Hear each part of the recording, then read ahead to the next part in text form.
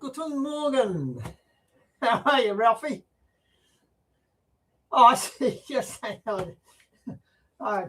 Guten Morgen, Italy. And g'day to Ralph. Try and get it right.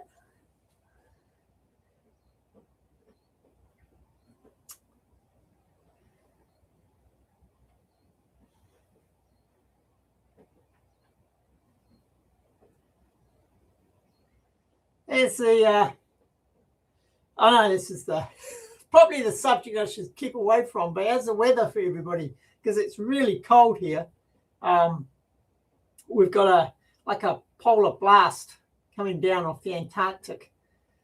And yeah, so it's raining and it's really, oh God, I'm talking to me feet at the moment. There it goes, better. Yeah, it's raining and the rain is just ice cold when it hits you. It's like being hit with liquid ice. So quite nice to be down here. What's the temperature down here? She's a bit cooler than normal. It's 16 degrees. But I did leave the lid open last night because I knew condensation was going to be a problem otherwise with the more extreme you have. If it's really cold outside and really warm and humid down here, get a lot more condensation. So I actually left the hatch open, which is probably why it's not quite as warm down here. But I mean, still, 16 degrees compared to, I think, about 2 degrees up top. It's I'm not complaining. It's quite nice.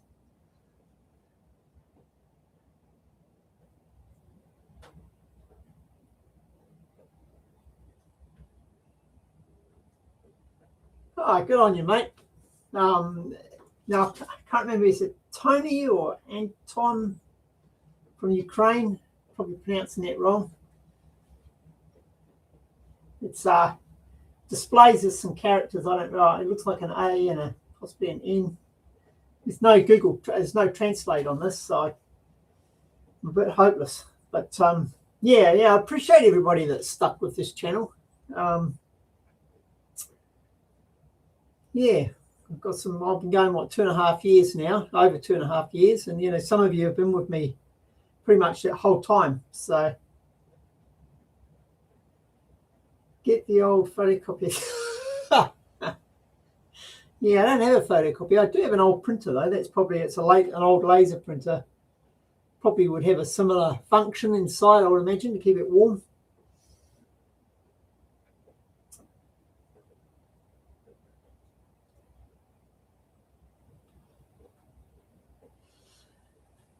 Yeah, so it's Sunday morning here, which I guess would be the same for you, Ralph, but quite a bit earlier. What's the time now? 9:40. So it must be about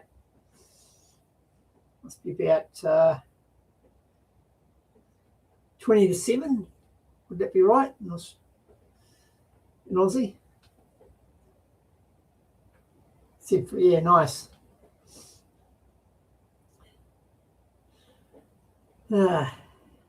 You done any digging, Ralph, this weekend, or you plan to? We're overdue for a video from you, mate.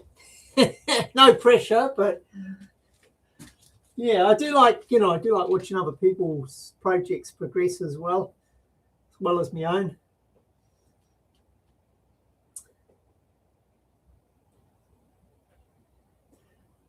Yeah, I've had quite a good week this week. I mean, I've got the video all ready to go this evening, but I don't know if you can see on the camera, you probably can see that sort of the archy thing I dug out. That's one side of that's all gone. So, that's quite a bit of clay I've shifted this week. And I also got this steel retainer completed both sides. So I don't know if you recall these angle irons. The point of those is to just add an added brace for the walls, because they're well secured at the bottom with lots of rebar and concrete, and there's rebar and concrete all the way through the walls. But I figured, you got these walls like this, and if you get a lot of pressure on there, it's conceivable it could collapse in. But it's actually braced with this beam here, So this is a 50 by 56 mil steel frame, and then there's what is that? Yeah, 3 mil angle iron on the inside, so that goes right down to the bottom. And then we've got an unequal angle up here, 50 by 75, I think, 50 by 75, the 75 down the bottom. And so that braces the top of the wall. And it's because it's welded to the steel ceiling, which is 50 by 100 PFCs, 6 mil. So that super strong. This bloody roof, yeah, you could, take a bunker buster to come through that, and there's concrete on top of it. So I feel like this little section here, there was actually an earthquake yesterday in New Zealand. It's way down the line in Taramanui. It's actually located at one of the biggest volcanoes. I think it was the biggest volcano in New Zealand. It's right up there. It's a huge volcano. It's dormant, but extinct. The fact there's an earthquake right beside it's a worry, because maybe it's waking up. But apparently the quake was felt in Auckland by some people. I didn't feel it. I was asleep, I think, when it happened. But I came down here and I felt quite confident. A mild earthquake. I mean, if it was a major one, I'd be scuttling up that ladder quicker than a rat up a drain pipe. But I think a mild, tremor, I'd feel quite secure in this little section here. This is, as I say, this is so well constructed with so much concrete and rebar in the steel roof. So yeah.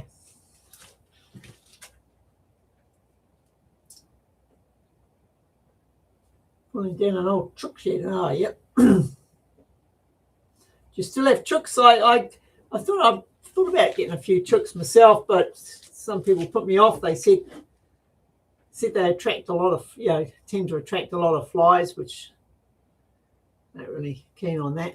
But it would be nice to have fresh eggs. But I believe they only lay for 2 or 3 years, and then, but they can live for quite a long time. And I couldn't, I know I'd name them.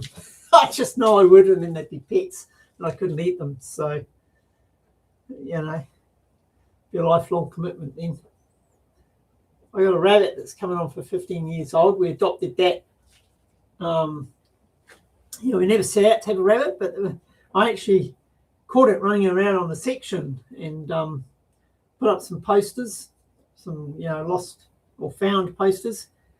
And we had this thing for about a week. We're looking after it. And then this woman contacted me and says, she's on holiday. And she had a friend that's supposed to be looking after it, and they hadn't looked after it properly, and it escaped.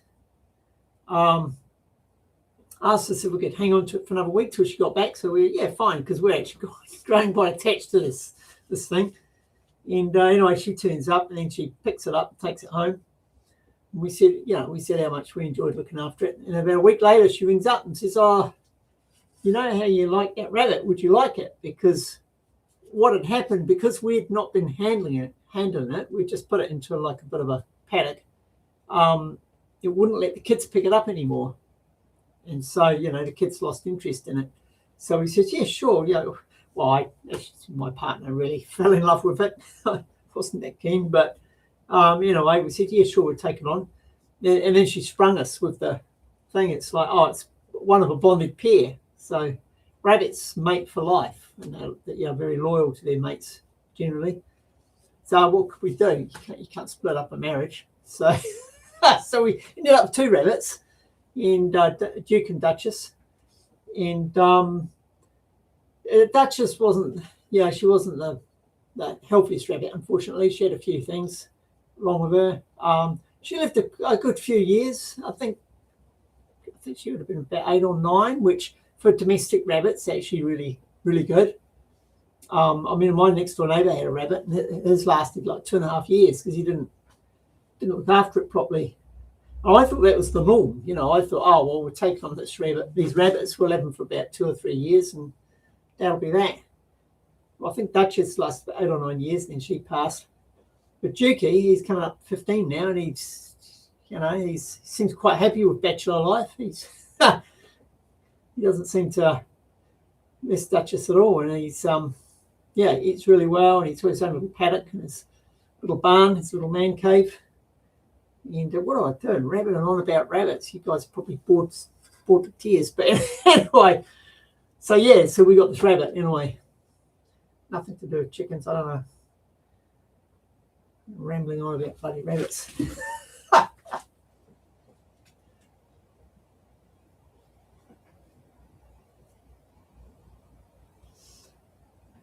Oh yeah, you guys get the termite problem, eh? Touch wood. I don't think we really get that here too much. We get borer, but they're not that. You know, you can get borer in your house, and 5 years later treat it, sort of thing, and it's, yeah, they wouldn't have done that much damage. But I think termites are pretty quick. I'll see some of the American videos, you know, and gee whiz, yeah, the whole house is just eaten away. So yeah.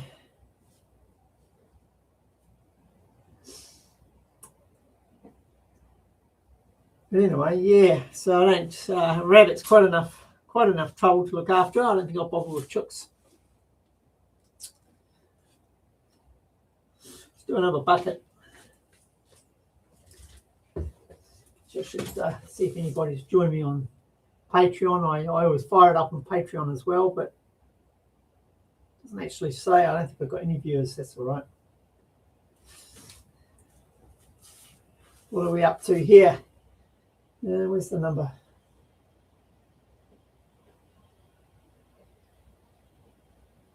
5. We've got 5 of us watching me. Right. Get some work.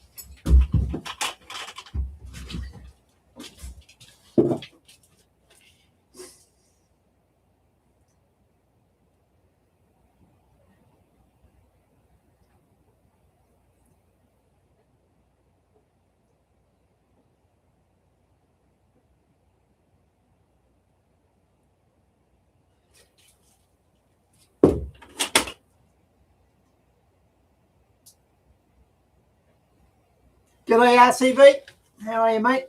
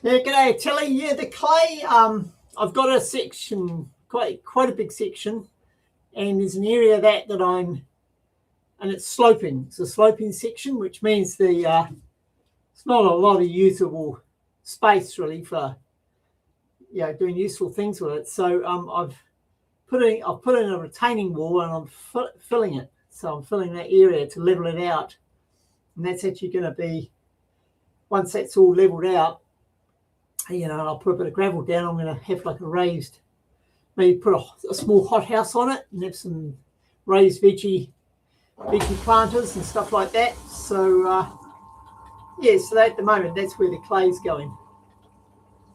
There will come a day where I've got nowhere to put the clay, and then I'll have to probably get a skip or something like that, which I'm putting that off as long as possible because obviously that's an extra cost. But yeah, we'll come to that. I mean, I've got probably, sticking with the current plan, I'll have about 150 cubic meters of clay, which is a lot. So I will need to get rid of it. I'm hoping to use a little bit of it, and I won't use much at all, but use a little bit of it in pottery. So I've been experimenting with that again, and I'll actually put together a video of my experiments regarding that. So the problem I've had, if you get the raw clay and you make a pot out of it, as it dries, it just cracks. And then when you put it in the kiln, which I don't have a kiln, but I put it in the fire, it cracks some more. You just end up with, pebbles. So, I've been doing a bit of experimentation. There's things you can add to the clay to improve it. Sand is one, I think ash. And the other thing is, I think they call it grog, and I think it's when you fire some clay and then you get the fired clay and crush it up into dust, and then you mix that dust in with the raw clay, and apparently that can help. So I've not tried that yet. The latest experiment, I tried ash, because I had a good supply of wood ash. That didn't really help. And the current experiment is with sand. So that, touch wood, seems to be looking quite good. So, and if that doesn't work, then I'll try this method where you use fired clay. So the other experiment I'm doing is to weather my fireplace, because I'm firing it in my fireplace at home. Whether that gets hot enough, I don't know if it does, because I think it needs to be up around 1,000 degrees. And it feels pretty damn hot when it's going, but I don't know how hot that is. So, yeah, but that would be cool if I could turn some of it into pottery, or bricks even. That'd be useful.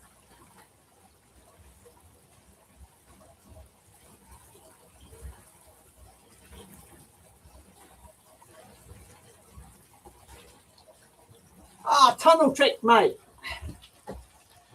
Yeah, mate, really pleased to see you join me. Yeah, join us here, mate. Hope all is well with you. Aberdeen. Yeah, I'm sure I've been to Aberdeen. As a kid, we went a lot went around Scotland quite a bit. Climbed Ben Nevis, but can't remember Aberdeen. But yeah.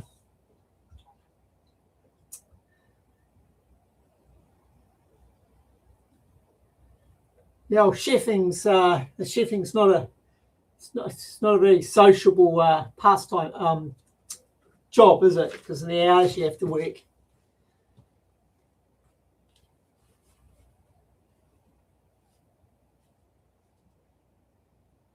Yes, Doug, mate, Doug. I've the primitive technology guy. I've actually, I think he's, well, I think it's him or Ancient Pottery. I've been following, and they have some videos about making pottery and bricks from wild, well, they call it wild clay. So yeah, that's where I've been getting my ideas, actually, mate.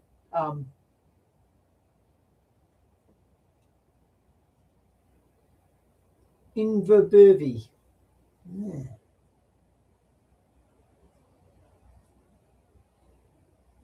Yeah. We've missed you, Tunnel Trek. Missed your your sense of humour, and I've still got me must bring him down here actually, the bunker mascot that you inspired.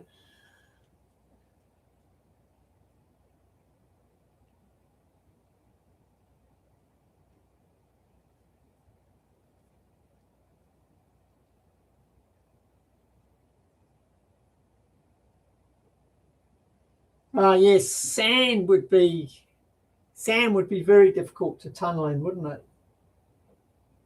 40 meters, Christ.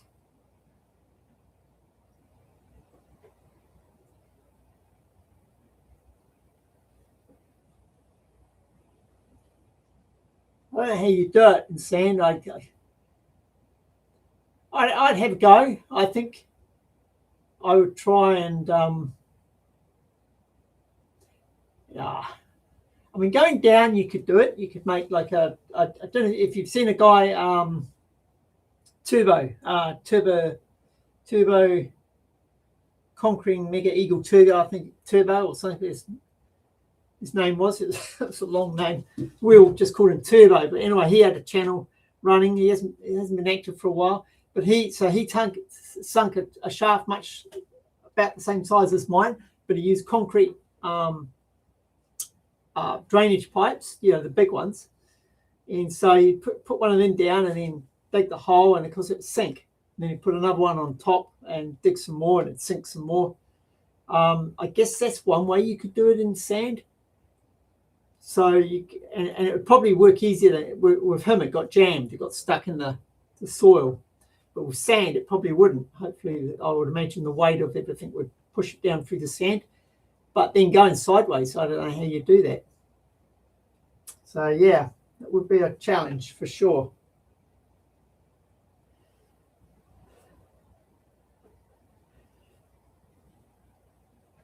Turbo Conquering Mega Eagle, that's the one. Yes. Yeah, I miss Dale too. I haven't seen he pops in occasionally and it'll watch a video and make a comment. But I don't know what he's up to. Hope he's okay. He's a great guy.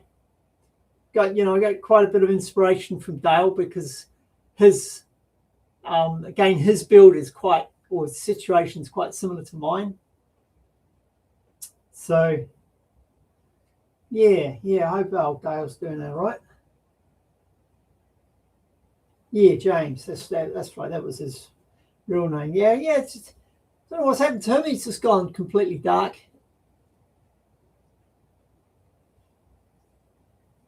Shame, because he was a character too. Very very funny in his sort of dry humor sort of way, and but very clever. That guy could fix anything. I was thinking, oh, that's good news. Tunnel Trek, mate. That's very good news. I look forward to that. Yeah, Grey Man. I don't know what's happened to him.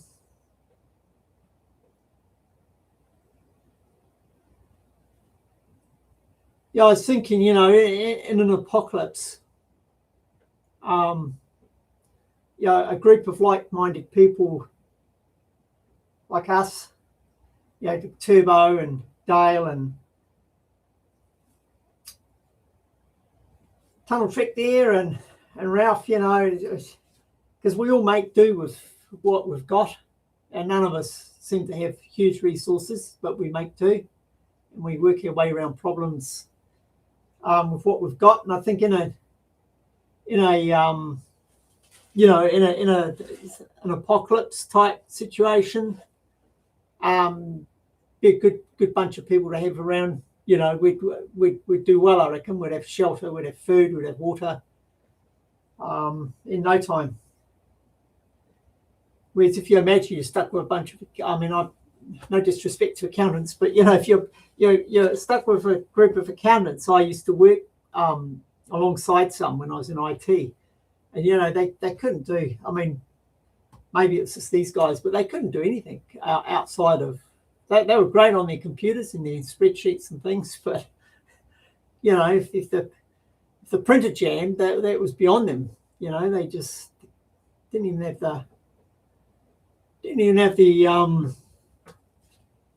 the what's the word I'm looking for? initiative. Didn't have the initiative to just look up on Google how to unjam the printer. You know, they just were stuck until somebody came and did it for them. You wouldn't want to be stuck with somebody like that in an apocalypse.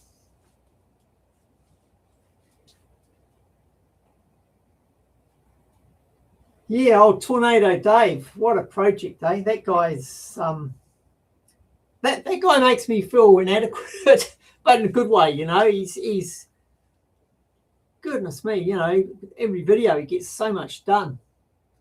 Yeah, and so clever at fabrication and stuff like that. Like his phone box, just work of art. Him and Colin Furze, you know, both very clever guys. Did you guys, any of you guys, watch that episode of Colin Furze when he presented his vault door? He made a vault door. I think he had to have a door between the tunnel and the garage area. So he made this beautiful vault door, and it was absolute genius. You know, engineering wise, it was amazing, but it was a work of art at the same time. And anybody that works with steel or anything like that, I think, or any tradie probably would look at something like that and think, wow, you know, just amazing. And then you had that clown. I don't know where he got, why he did it, but he had that clown Mr. Beast come on visit his tunnel. Because old Beast, yeah, he's a clever guy in his own way. I mean, he's created an absolute empire. And, you know, I admire him for that. He followed his passion and made an absolute empire. And I'm not a huge fan of some of his, you know, some of his videos are entertaining, some of them are a bit cringy, but, you know, having him as a guest on there, it just so out of place. I mean, Beast didn't have a clue what he was looking at. Didn't have a clue. Well, he didn't have a clue about how great it was, what he'd made. You know, it was just such a letdown. And I feel like if you'd had somebody like Adam Savage or somebody like that, and a few people commented that, you know, they would appreciate it, right? They'd see that door and realise what they're looking at. But yeah, that's an odd issue. So yeah, if I get a reach out from Mr. Beast, I'll be declining that one. But I mean, if somebody like Colin Furze or Tornado Dave or somebody like that wanted to come down and do a collaboration, I'd be all up for it, because yeah, they're like-minded, sort of engineering background, and would appreciate what you're doing a bit more.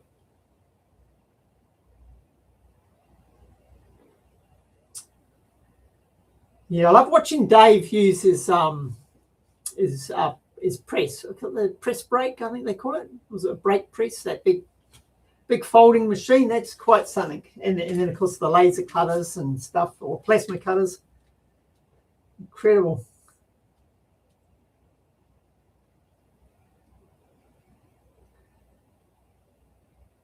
Oh, the old crab and lobster would be nice.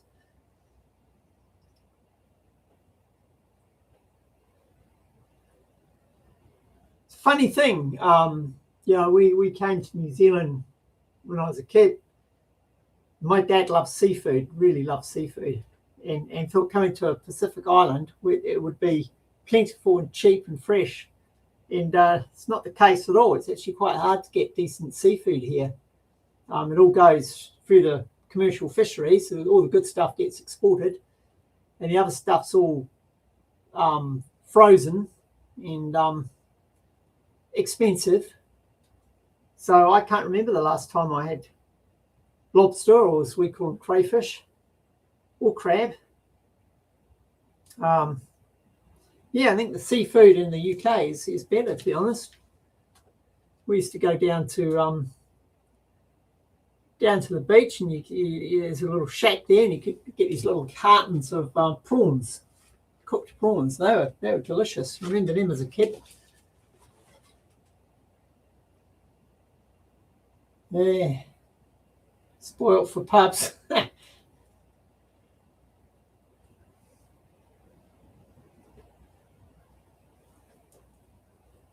Yeah, I'm going to put a little pup down here, I think.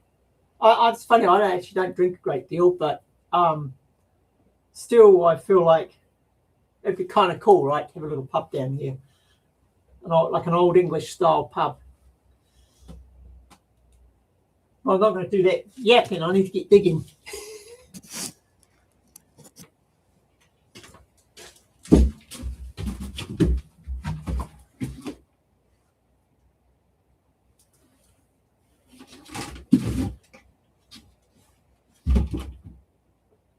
I've lost the bucket. I thought it came down here with 6 buckets. I only got 5. I wonder where the other one's gone. Bloody weird.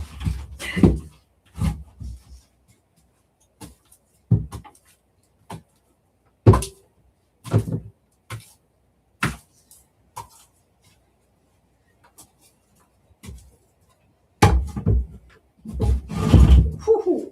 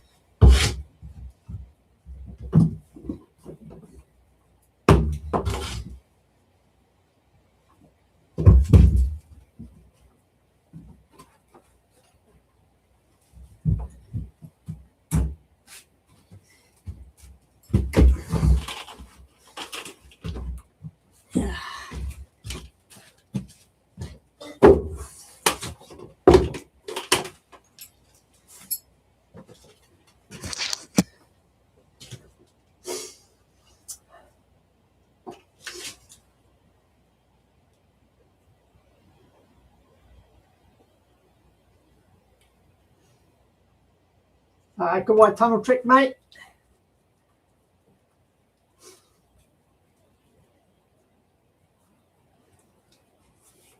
I don't know about you guys, but I was actually really happy the old tunnel trek dropped in. Been wondering how he's been getting on, and yeah, it's great to hear from him. Yeah, I wish some of the others that we'd followed would just on their channels just let everybody know that they're okay. It seems like old Turbo, you know, just a quick message to say, well, I mean, maybe he's not okay, but he's okay.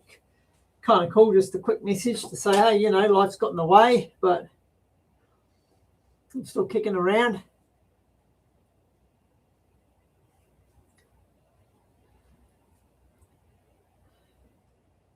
Yeah, so Telly, so I call it a secret bunker because some people mock me for that because they say, well, it's on the internet, so it's not really that secret. But the secrecy is around my neighbours. So none of my neighbours know that I'm doing this, and that's the secret side of it. So yeah, because I mean, you know, if I mean, I'm building it for fun and as a challenge, it's a hobby, but also am serious about making it a sanctuary in you know, in times of need, and that could be any sort of event. You know, it could be a weather event or a if it gets very dry here, we have a risk of wildfires.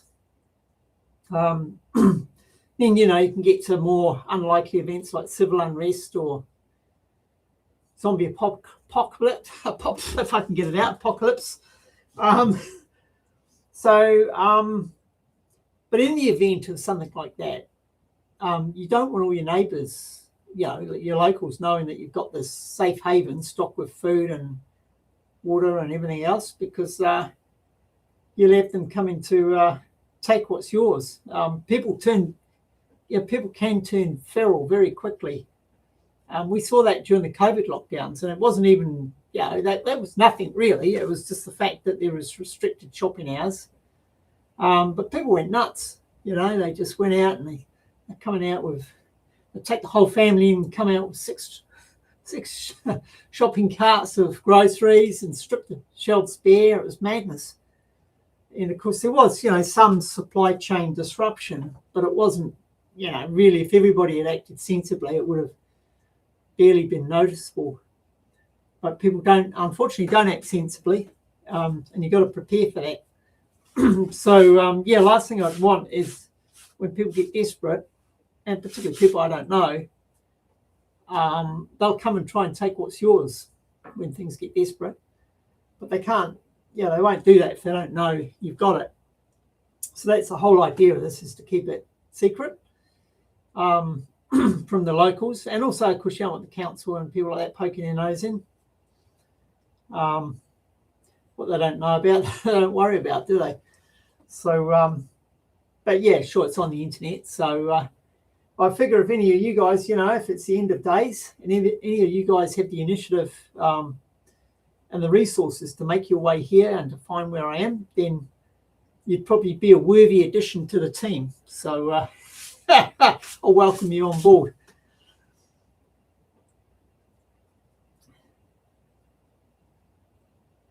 Six, yeah, the toilet paper thing. What the hell? The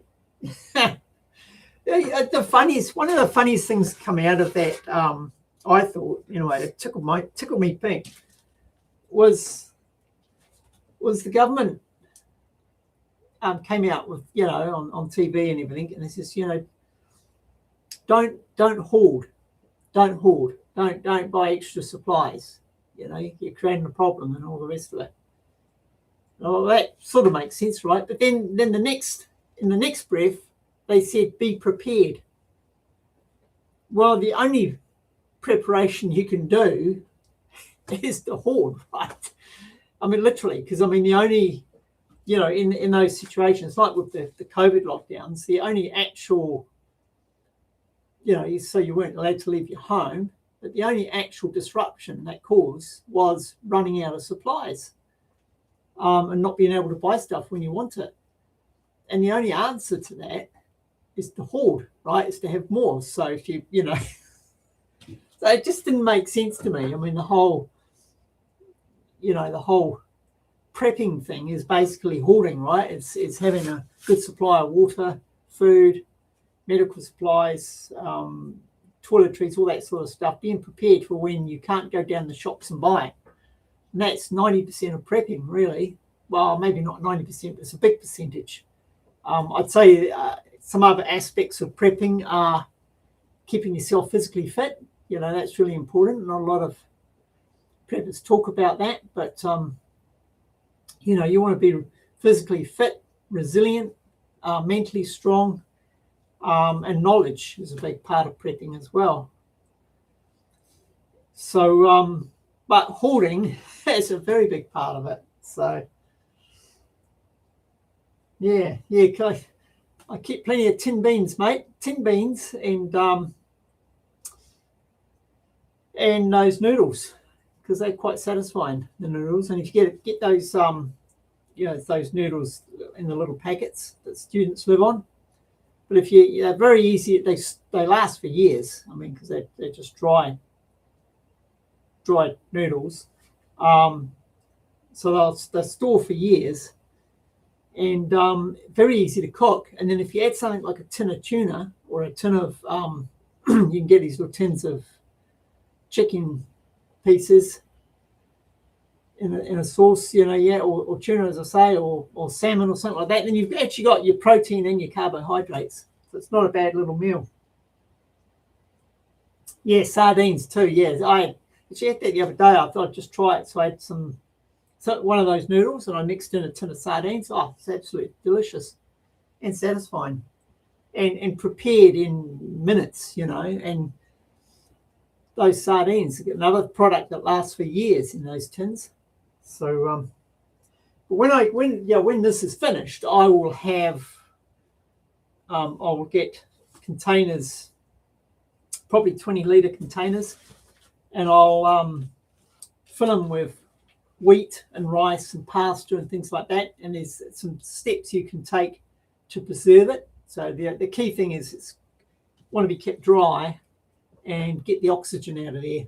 And you can get products that do exactly that. So you pop these products in, seal it up, and it creates a slight vacuum and gets rid of all the oxygen in there. And those products like that will last for years and years, and I want to get a stock there and have down here. And because they're quite storage-wise, you imagine a 20-litre container of rice. I mean, that'll feed you for quite a while. I mean, we buy it in little packets, half a kilo. You probably get, 20 or 30 kilos in one of those drums. So that'll keep you going for quite some time. So yeah, MREs. Yeah, I tried some MREs. So they weren't army ones. They were for hiking. And they're quite expensive. They're about $18 for one. And it had like a main meal, and then it had like some sort of dessert and a drink. It wasn't that fussed on it, to be honest. It wasn't particularly it wasn't much to begin with. It didn't seem like a big meal when I made it up. I mean, I guess if you're just hanging around in a bunker, you don't need to eat too much. But it didn't taste that great. I wasn't that taken with it, and quite expensive, as I say. Almost $20 for a meal. So I need to cater for not just myself, but my close family. So that would get very expensive to try and have 6 months supply down here. You can actually buy them on a pallet from Costco, and it's like 10-15 grand, I think, or something like that, and it's got hundreds of these MREs. But imagine you bought those without trying them, and you stuck them all down in your bunker, and then the end of days came, and the first meal you eat, so it's absolute shit, Well, that's your sustenance now for the next 6 months. I have watched a couple of channels where people review these various survival meals and that, most of them are pretty, they're not great. I guess, starving to death or that it's a better option, but yeah. Yeah, I've had army cheese. Now, not been in the army, but it was funny. Back in the day, back when we were in England, they'd had these auctions, and it was army surplus, and it's these boxes of tins, and they weren't labelled, but I believe they were from the Second World War, so they're pretty old. Even back then, that was in the 70s. So they were 30 years old at least, and they're quite cheap, these crates of tins, but it was lucky dip. You didn't know what you're going to get. And I remember Dad would buy these sometimes, and quite often they were beans or things like that. And one time it was all these tins of cheese. It's quite funny. It opens up this tin and it's cheese. So we had army cheese for quite some time. It actually was quite nice. It was like the processed sort of like a process, quite a soft processed cheese, but that was quite tasty. At least that's how I remember it as a kid.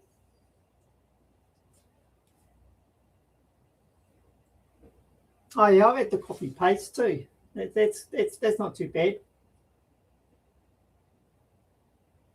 Yeah, I tell you, I actually would like to try doing some preserving as well. So that'll be when I get a bit more set up down here. Another project. I got so many projects I want to do. It's just if I'm going to live long enough to do them all, but wouldn't mind trying that.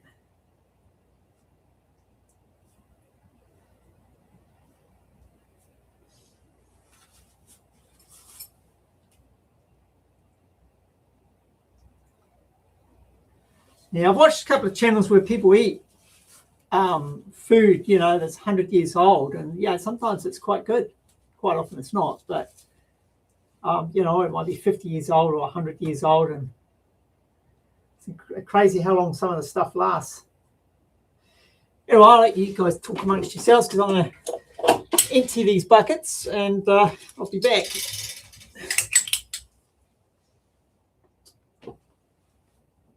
Going up.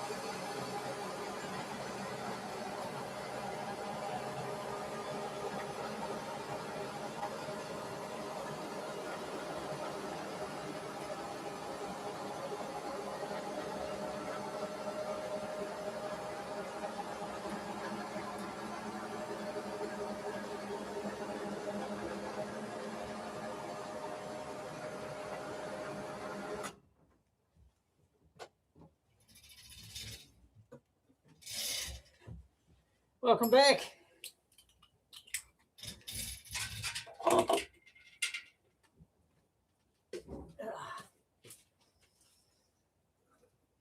Catch up.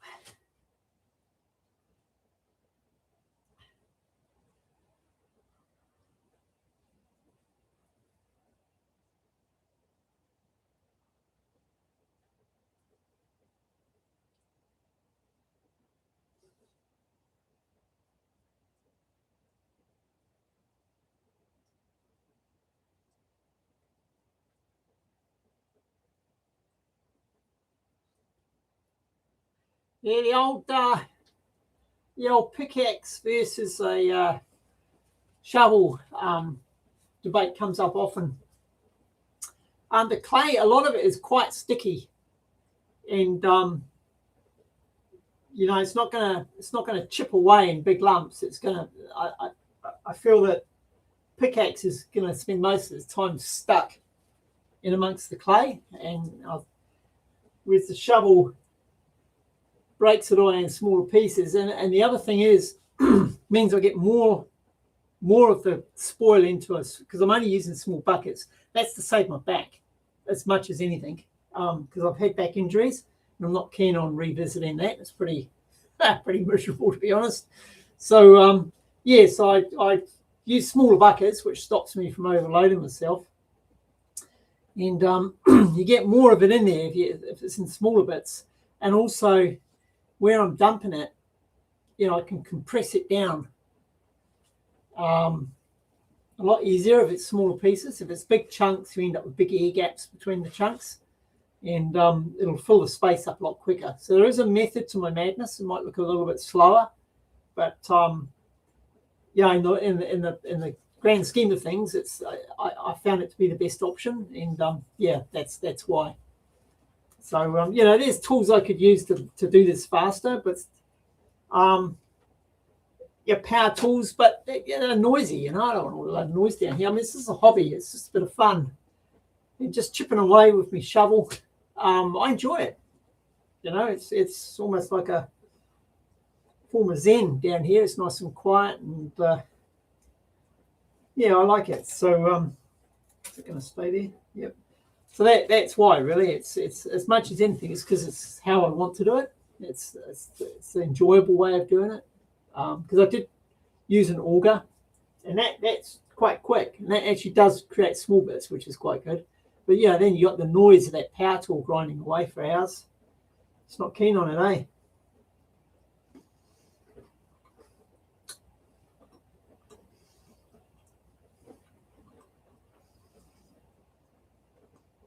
I have used a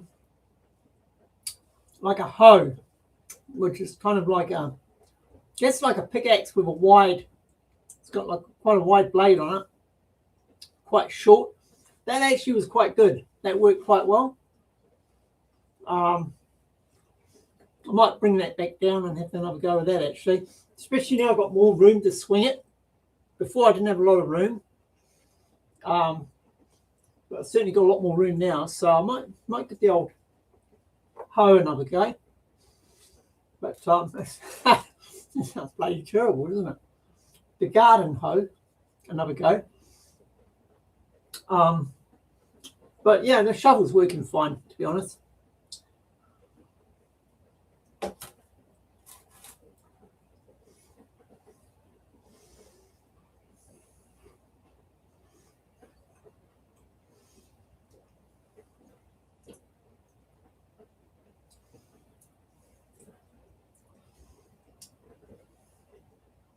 Yeah, what's that in German, Natalia? I bet it sounds a lot better in German than English.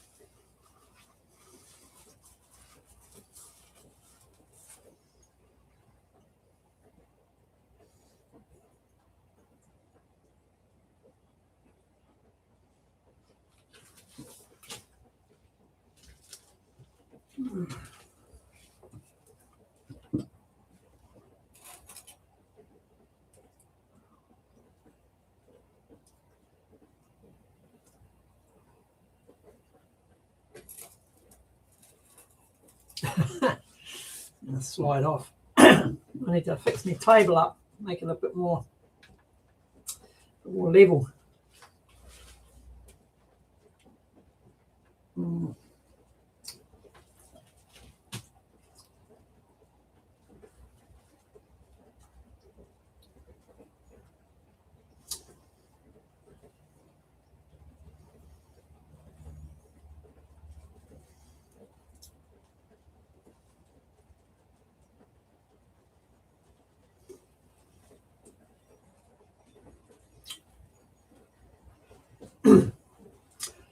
I have to confess, I love the German language. I sort of learned a little bit, not a lot, not enough, but I'd use it at work to wind the boss up. They'd tell me to do something, and I'd, das ist einfach. And you know, it sounds like you're swearing at them. From an English point of view, it sounds like you're angry and you're swearing, which of course my interpretation is that you're just saying that's not easy. But it's a great language. I love it. One of my favourite bands is Rammstein. So where do I get that enjoyment from?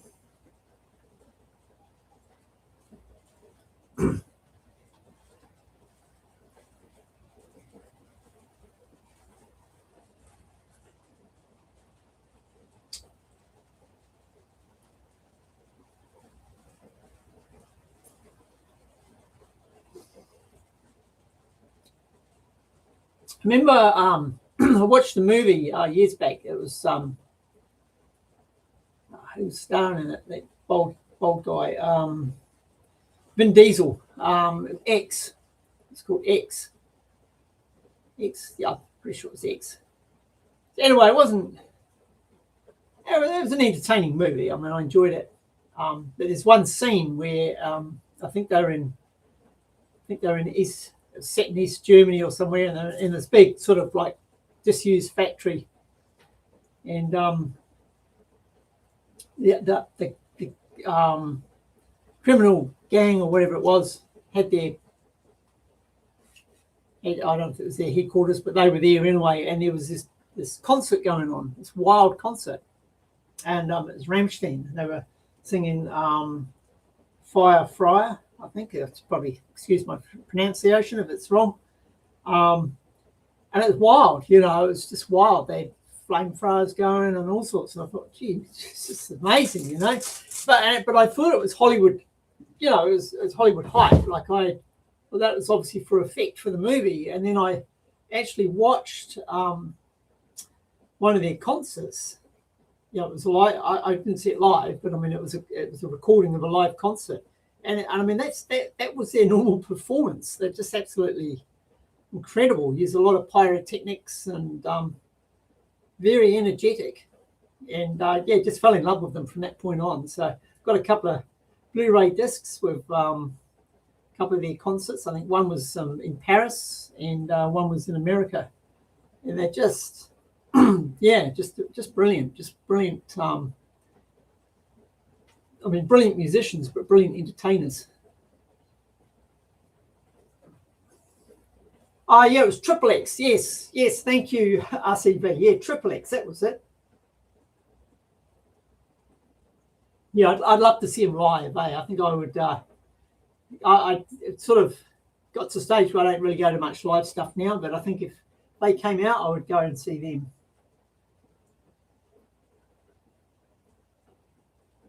Yeah. I heard about when they went to Melbourne, and I was tempted. I just hate flying. Just hate flying so much. I've done a lot of it with work and yeah, airports and flying.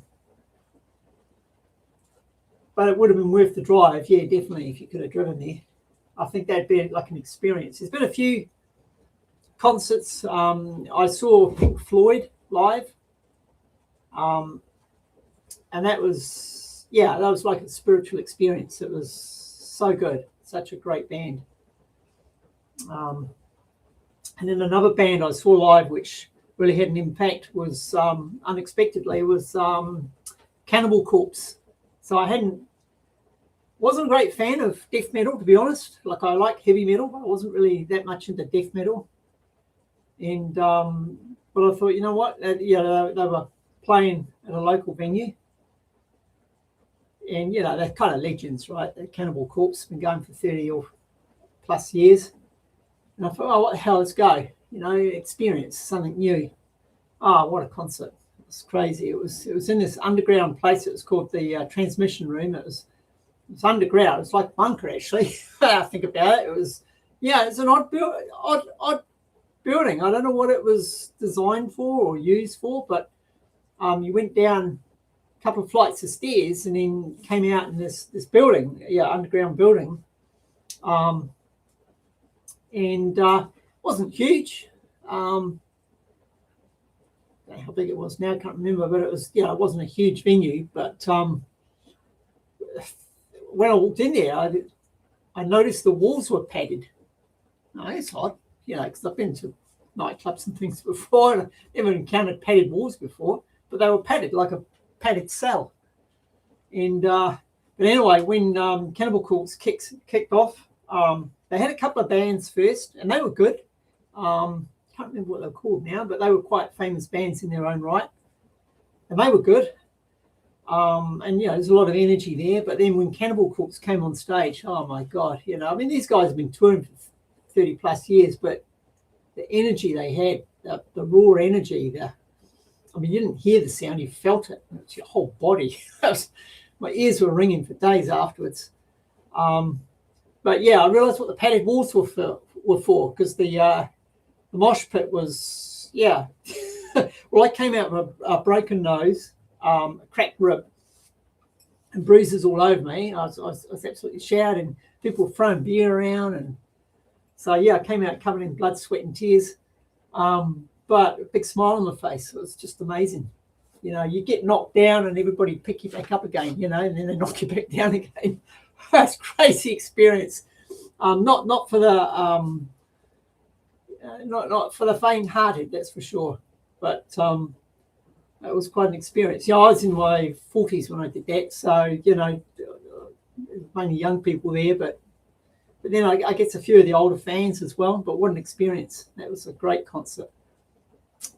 Yeah.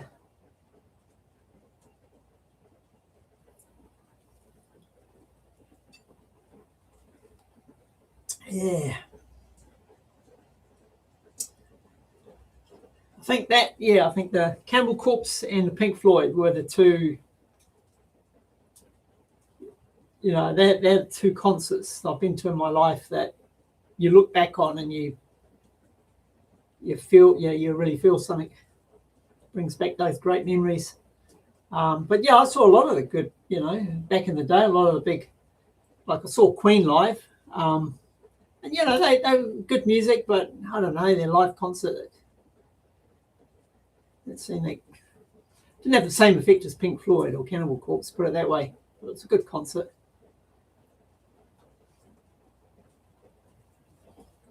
So one I would have liked to have seen, I would have loved to have gone and seen when he was alive, would have been David Bowie. I think his concerts would have been good. Never got to see him, unfortunately.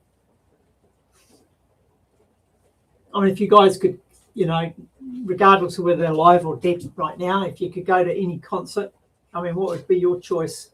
What would be your dream concert? For me, it'd be Rammstein right now. If they came to New Zealand again, Auckland, I'd definitely, I think I'll make the effort.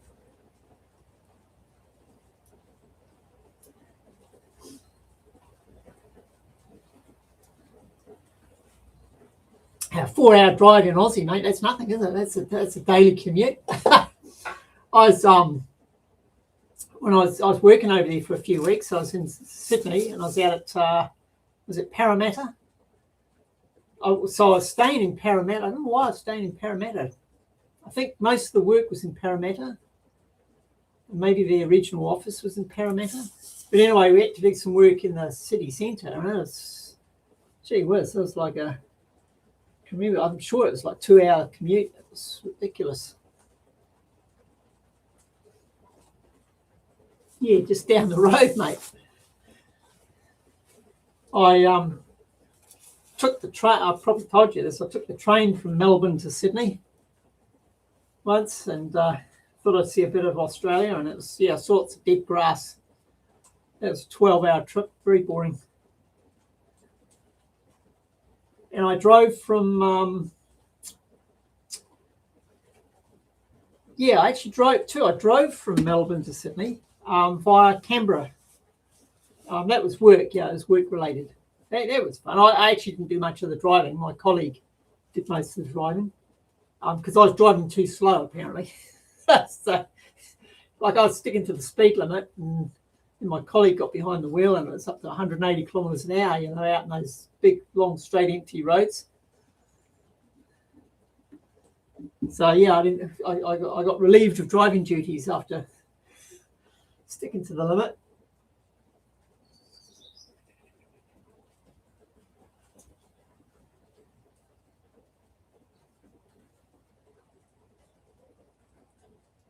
Oh, it's funny. I love Parramatta, eh? It's beside the river, isn't it? Parramatta, I'm sure. I actually liked it. Go figure. Yeah, I must admit, Telly, I'm more of a museum person now. I do love a good museum. Sadly, there's not that many of them left now.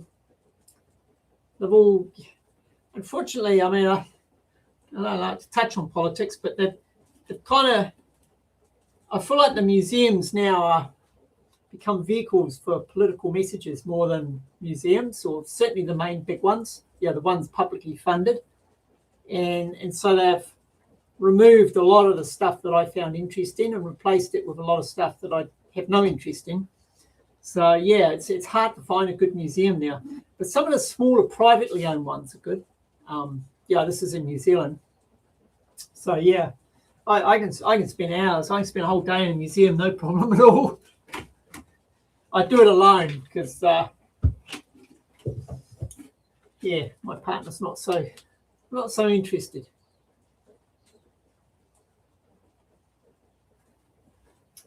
There's a couple of technology museums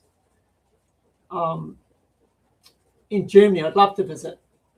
I was told about them by people that have been there because I used to work in a museum. So I worked in a museum of transport and technology for about, how long was I there? I can't remember now. How long was I there? About 6 years, I think. So I worked 3 different roles there. I started in the maintenance team, looking after the buildings and grounds, like painting and repairing things and stuff like that. And then I worked in what they call the public host team, which is customer facing. You're basically like a guide, helping people, answering questions, that sort of stuff. That was fun. And then I actually operated the pump house. So we had a pump house that was dating back to 1877. So it's original water pumping station, and the museum was built around that. It had a big, what was initially a coal-fired boiler. They switched to compressed sawdust by the end of it. And so I used to run the boiler and run all the machines. And it was a public-facing role as well, so I'd be answering questions to the public. So, of course, quite often they'd come through and they'd tell me about, they'd tell me, you've got to see this museum, and they'd bring out their phone and show me photos. So I've got a list of museums. Should I ever get the urge to travel internationally, which, to be honest, is very unlikely, but should I ever get that urge, then I have a list of museums to go and visit. And there's a couple in Berlin, and another region of Germany I've got written down. So one day. Oh yeah, bunker museums. I'd love that. So I have been to a couple of, when I was a child, I went to a couple of bunker museums in a place called Guernsey. So they were actually World War II bunkers left behind because it was occupied by the Nazis during the Second World War, the Guernsey Island. And so they built these bunkers, massive. One of them was a hospital, underground hospital.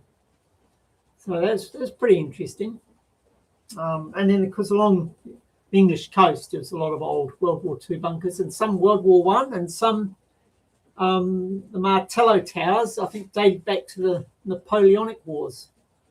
So it seemed England was always at war with somebody, and so there's all these remnants of fortifications everywhere. So as kids, of course, a great place to play.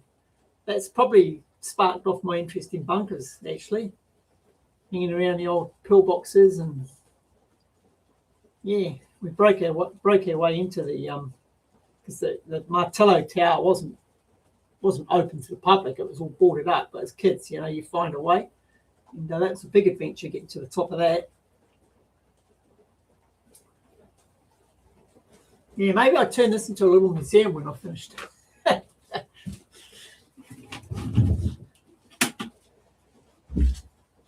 I'm not going to get it finished to keep yapping. I'm going to do some digging.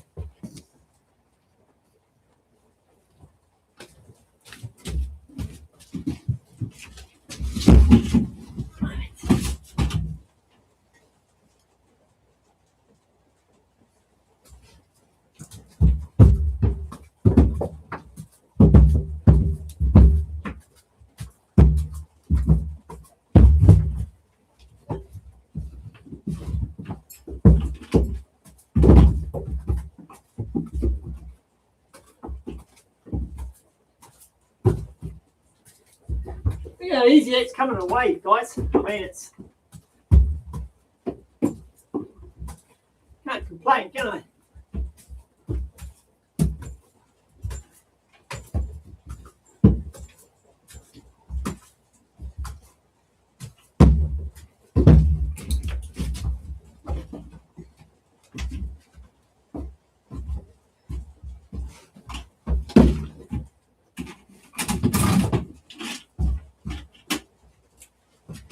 Now that I've got so much more room down here, and I'm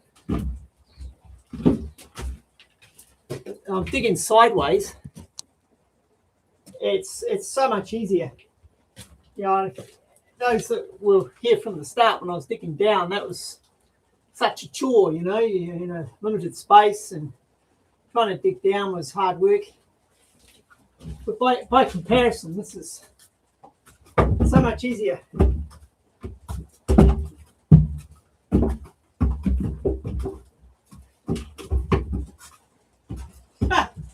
Hardly any of it's going in the bucket. Let's get organised.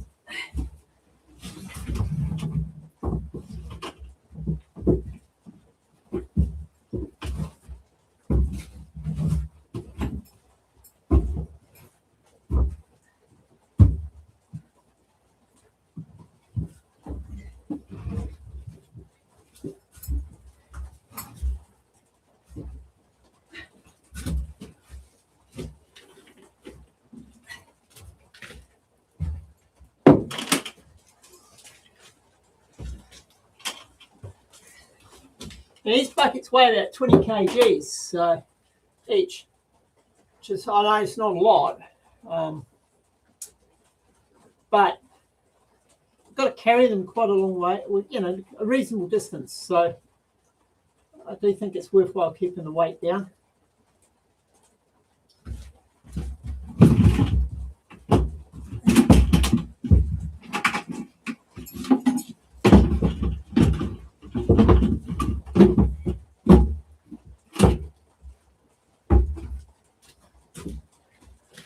Oh, Shay, I'm trying to. If you can just see that. You see, I've got the buckets down there now. Set up a bit smarter so it actually catches the spoil as I dig it.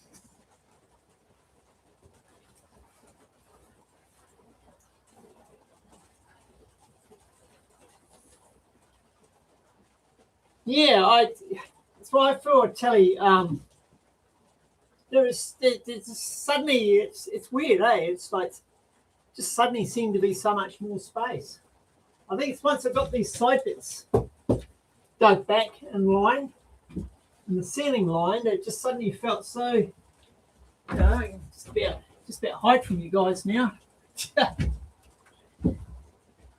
So I'll share with you guys my current thoughts on how I'm going to progress. So I was talking a week ago about I saw a commercial operation, and what they did, they had like these sort of channels. Oh yeah, that's in view. So this is a PFC, a parallel. What's that stand for? PFC. It's parallel. It's a channel anyway. I forget what the F stands for now. But it's a channel basically. So they what they had was more of a it was more like a universal beam, which is like two of these back to back. So there's a slot each side, and they were bent. They were bent for a bender, so they were like an arch. And they would put these up, and they were secured with steel rods, and in the slots they would slot wood. And I thought that's actually a good idea. I thought I could progress my sidewalls like that, because I want to do them as a temporary thing until I get the tunnel this back about 6 meters, and then I'll go each side and widen it out. That's my current plan, subject to change next week. But I thought I could get something similar, right? A similar sort of system going. Turns out I can't buy the universal beams in the size I want. The smallest they have is 100 mil gap, whereas I really want 50 mil. And then I'd use the 50 mil, 50 by 200 retaining wall wood, which I've got on the sides here, which is designed as a retaining wall. It's just super strong, and it'll only be 1 meter wide. So plenty strong enough, and if I could just build these walls up, and then when I'm ready, I can pull them down and then go sideways. But I've got a new plan.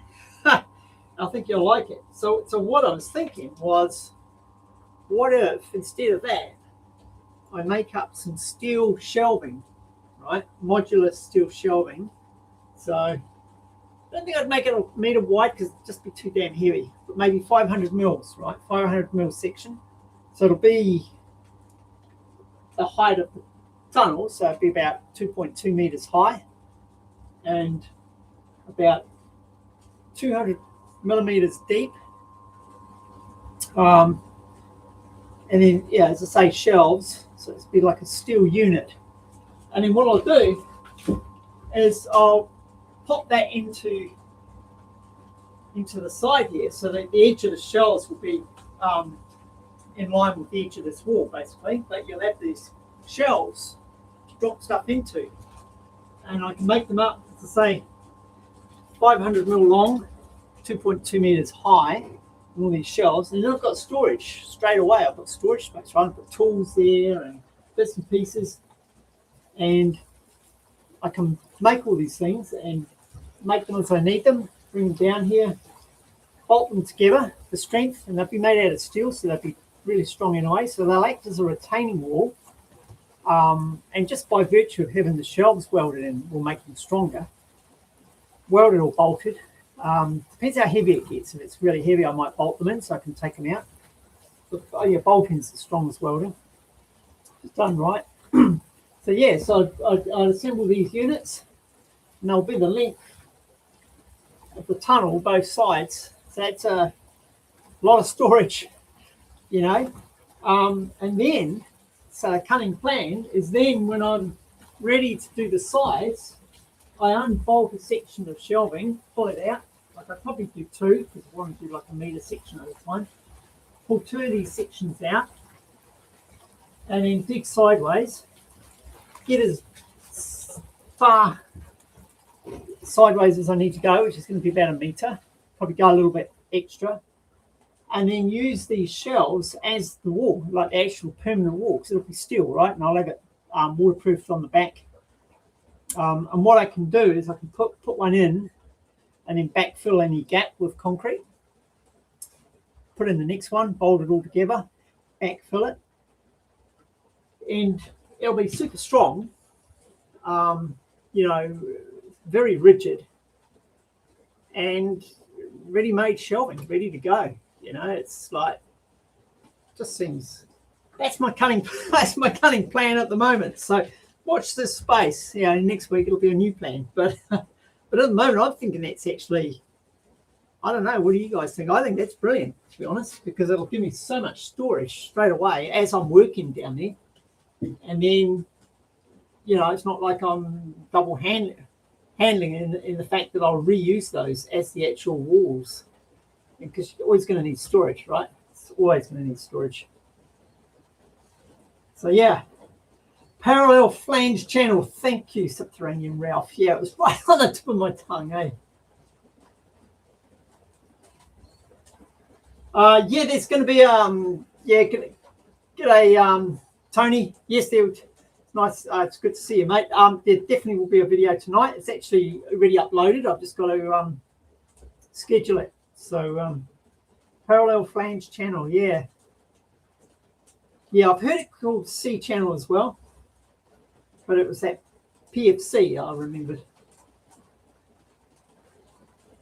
Yeah, I reckon it's a good plan, right?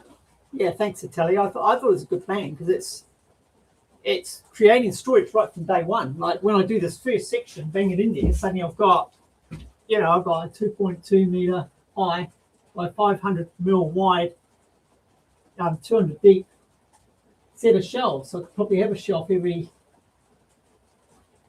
300 mil or something. And it'll be ideal for things like supplies for tins of food, bottles of water, that sort of thing, all those sort of supplies. And initially for tools, I'll be sticking my tools and stuff down there. But and then when I turn this area into a workshop, it'd be ideal for that too, because I've got a lot of stuff in storage, a lot of engineering tool parts, nuts and bolts, electrical bits and pieces. And my plan is to have it all down here, get rid of all the clutter upstairs, have it all down here. And yeah, and it's another cunning angle to this, which might seem a bit morbid, but I try to be practical about things. So I've got so much stuff, it's you collect it right over the years. And one day when I'm gone, I don't want my kids having the burden of getting rid of it all. And I hope to, live out my days at this property. I'm pretty adamant I don't want to end up in a rest home or anywhere like that. So I'm thinking if I got all my junk down here, if they don't want to deal with it, they just have to leave it, right? They can, and what they could do is they could actually fill the shaft in with just get it full of gravel or something like that, and then just forget about it. I don't have to do anything with it. Don't have to deal with it. Or just leave all the stuff down here, and when they inevitably sell the place, just leave it, for the new owners to do what they want with it. But it might sound a weird idea, but it's because I've got so much stuff, like it's old electronics, and it's nuts and bolts and pipe fittings and pumps and fans and you name it. But I don't want to get rid of it. I don't want to throw that stuff away. And I've got loads of old books and DVDs as well and stuff like that. And I mean, they probably won't be interested in those. They do everything online now. So yeah, they don't have to deal with it. That's my cunning plan. Just leave it all down here. So yeah, I think it'd be kind of cool. I mean, if I got to a stage where I don't want to come down here anymore, is to seal it up and hide it, and in a future generation, who knows when that might be, could be 100 years, 200 years, who knows. At some stage, somebody's going to want to put a new building on the section, and they're going to do what they always do and scrape away the top few meters, and they're going to discover the shaft. And it'd be like, you imagine it in the local news, it'd be like, oh, this weird bunker found underground. It'd be like an archaeological dig. It'd be like a time capsule, actually. That's what it'd be. like a time capsule. So because sometimes they turn up, right, at World War II ones or Cold War bunkers, you know, and I see them in videos sometimes. People buy a property and then they'll discover this thing, you know, it's hidden. It's been concreted over the entrance or whatever. And they'll discover this bunker, and it's really fascinating, sort of that insight into, 50 years ago. So, yeah, Treasure Tomb, that's the one.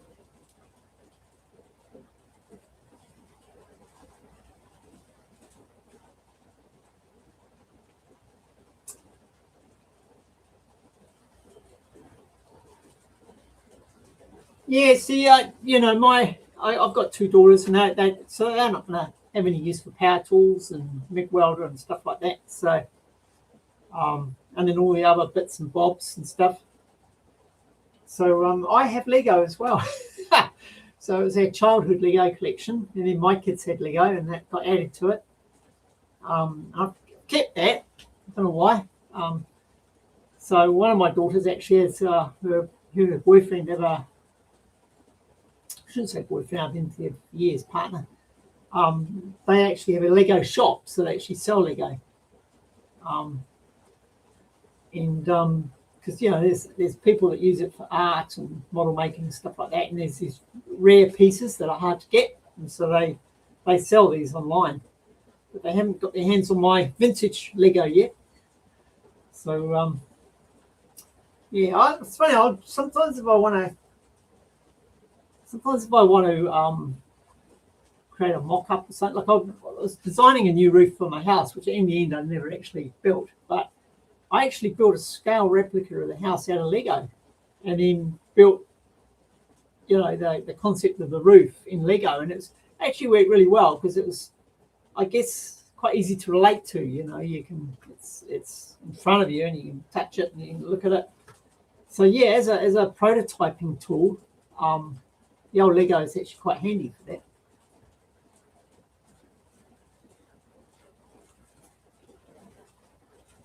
Yeah, I've got some old Meccano too, if you guys remember that, the old engineering stuff. An old set of that. And that's been quite handy sometimes when you want to make little bits and pieces in the real world. Right, let's do some digging anyway. I should carry on. I've got other things to do today, which I need to get on to. See if anybody's have a quick look on Patreon. No. Oh, it's all good.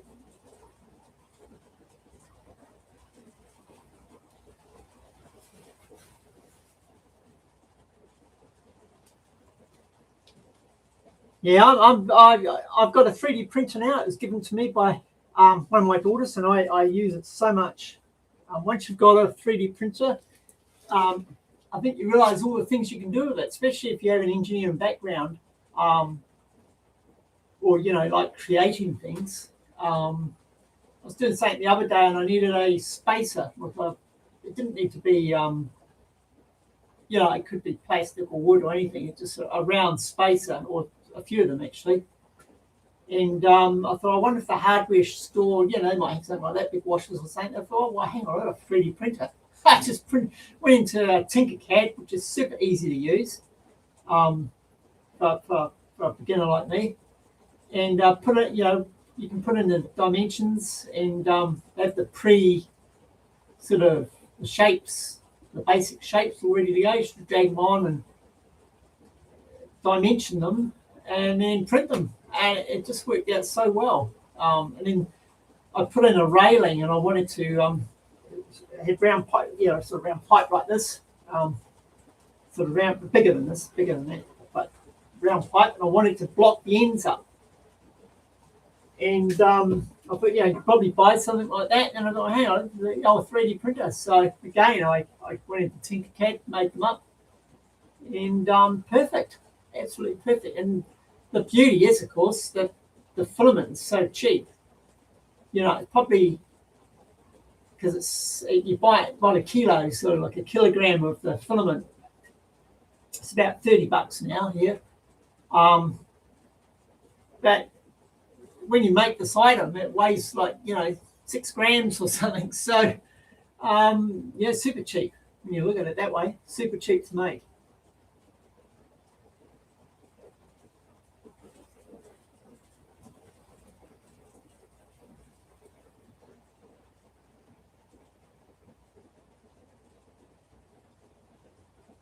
Oh, wow, mate, that would have been heartbreaking.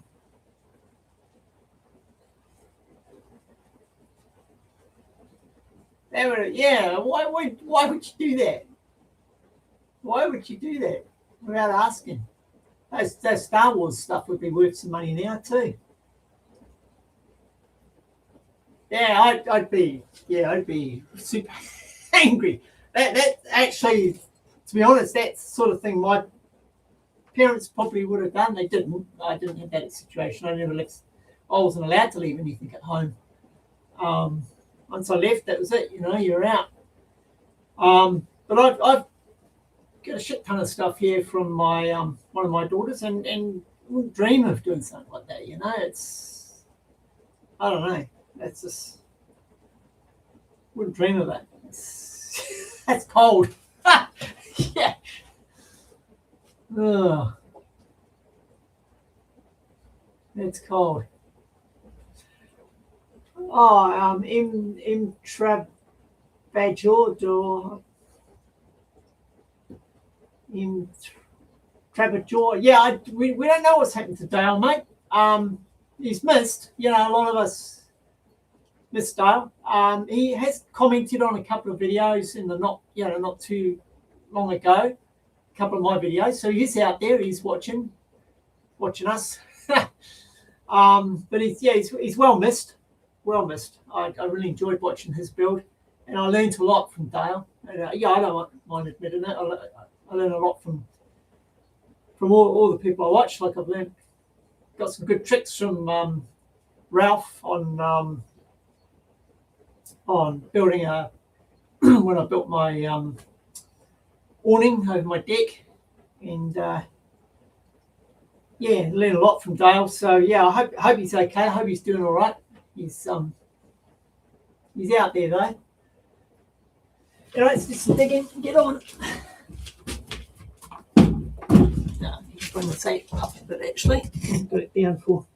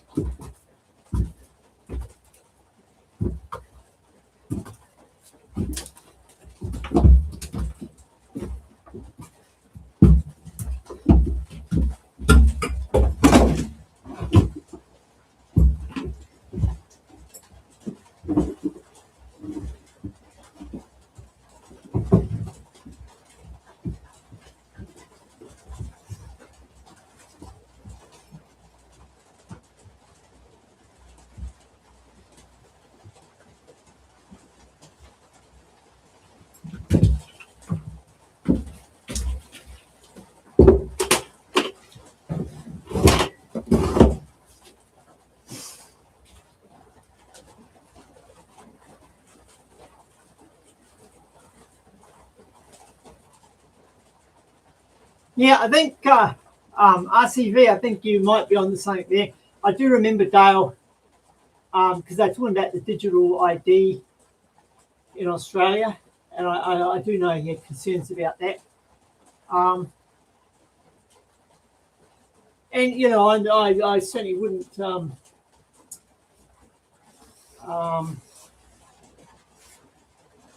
What's the word I'm looking for? I mean, those concerns might be well founded. I don't know. I tell you, the COVID, the COVID thing opened my eyes a little bit, because during the COVID lockdowns and all that, I admit I trusted the government. You know, I thought, well, they've got our best interests at heart. Naive, maybe, I don't know, but I felt like, especially in New Zealand, I sort of felt, well, yeah, there's no interest. It's not in their interest to be working against us, that I could see. But and there were a lot of what I thought were conspiracy theorists talking about the dangers and all this and that. And I sort of didn't really get on board with it a great deal. But I will say this: there's a lot of information has come out since that actually shows the extent to what they were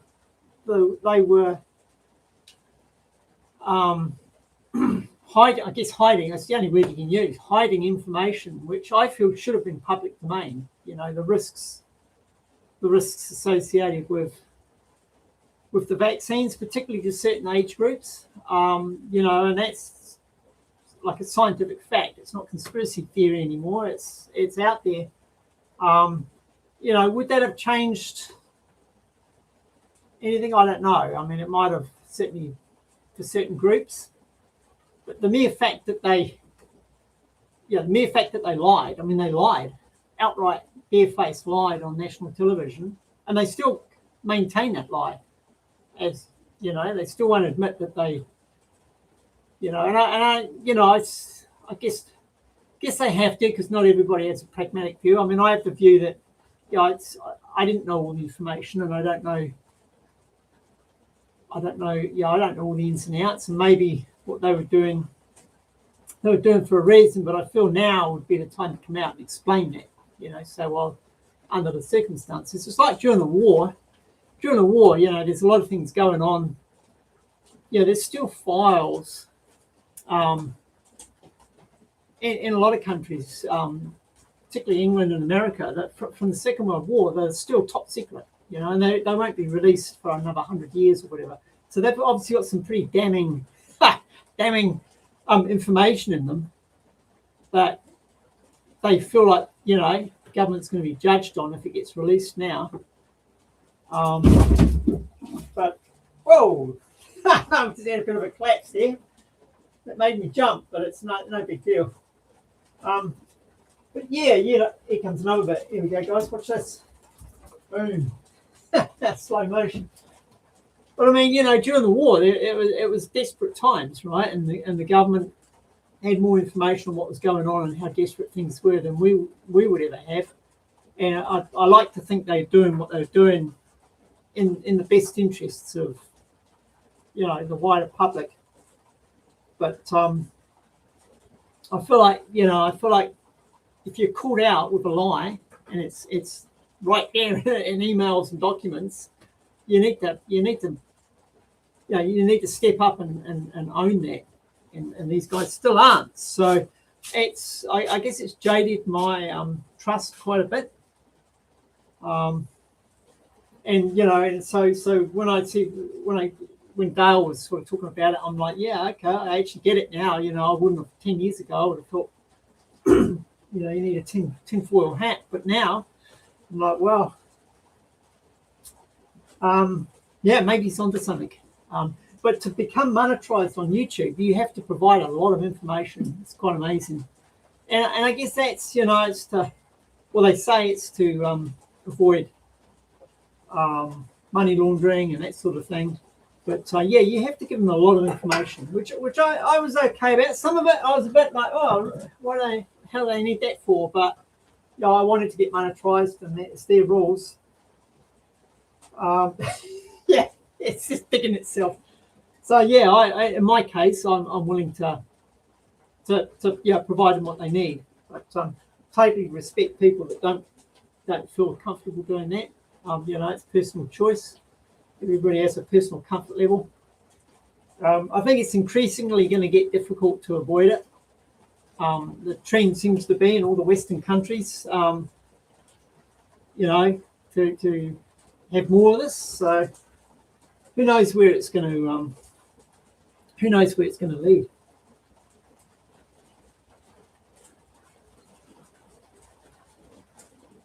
Yeah.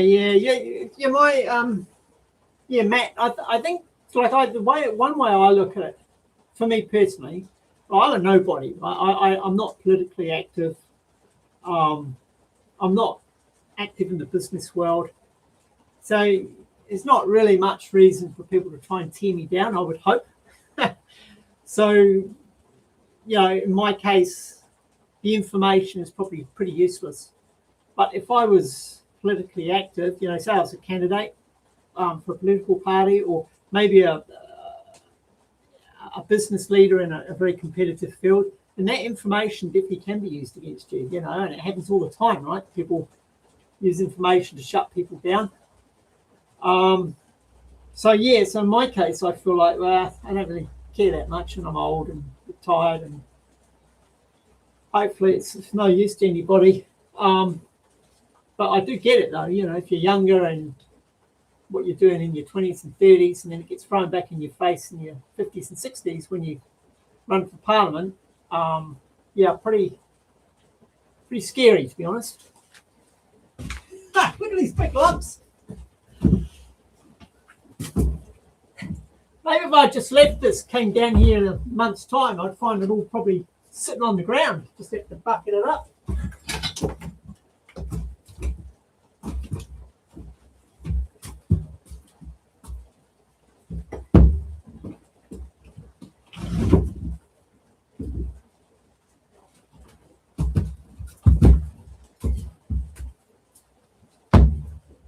I'm not worried about these collapses because the roof I still have a lot of rebar extending. It's probably about 500 mils of rebar extending past the space here, and on this end it's supported by the concrete that I've packed in there. But I will be, when I get this face squared off, I'll actually be driving some more rebar lengths through, because then I'll have a bit of room to drive rebar in, and I'll be doing that as I progress. So as I do each section, I'll be driving in more rebar, so I don't have the whole roof collapse on me.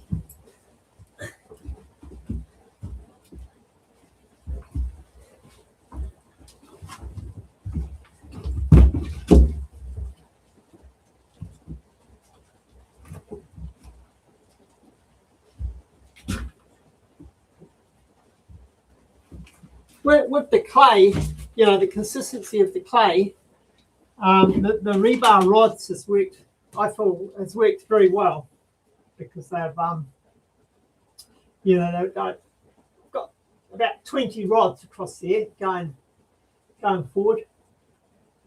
So I feel like they've done a pretty good job of keeping that all stable.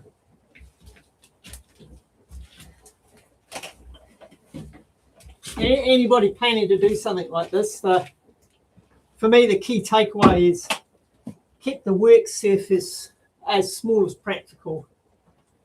You don't want massive grade area that's all exposed, because then the potential for collapse is a lot bigger, and it's the size of the collapse is going to be a lot bigger.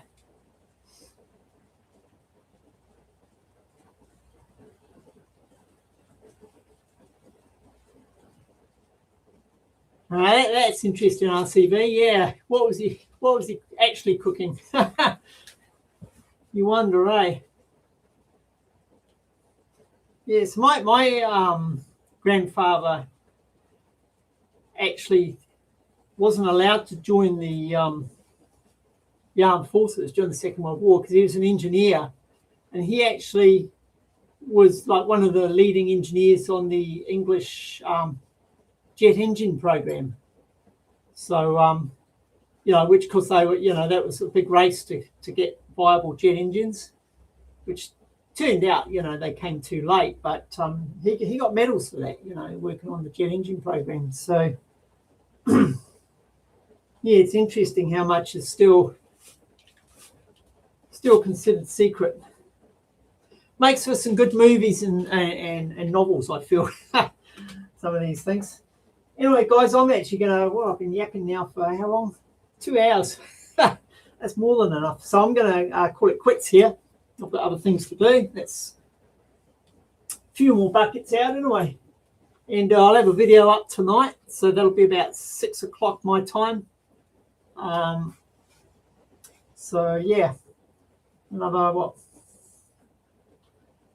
6.5 hours.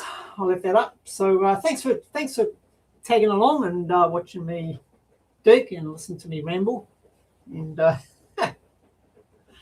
yeah, it's always a bit of fun. I quite enjoy the live streams, to be honest. It took a while to sort of get into the swing. It's kind of odd because I'm talking to a camera, and I'm reading, what you guys are saying. It's a weird combination, but you sort of get used to it. I quite enjoy it now. So yeah, I'll keep on digging, mate. Don't you worry about that. And I'm really enjoying this hobby. It's a hobby. I keep stressing that. It is a hobby for me, and I'm really enjoying it. It's challenging. It's fun. And with the YouTube and Patreon side of it, it's kind of a social thing as well. So get to chat to a lot of interesting people from all around the world. So it's quite unique. So yeah. So thanks for being a part of it, guys. Really appreciate it. And have a great day today. Look after yourselves. And we'll see you on the next one, either tonight in the video or next time on a live stream. So with that, I'm going to say goodbye.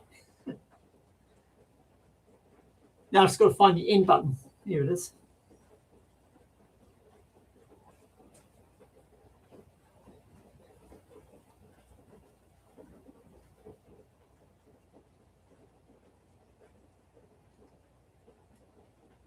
Yeah, thanks, guys. Appreciate the kind words. Right, I'm out. So goodbye. Auf Wiedersehen.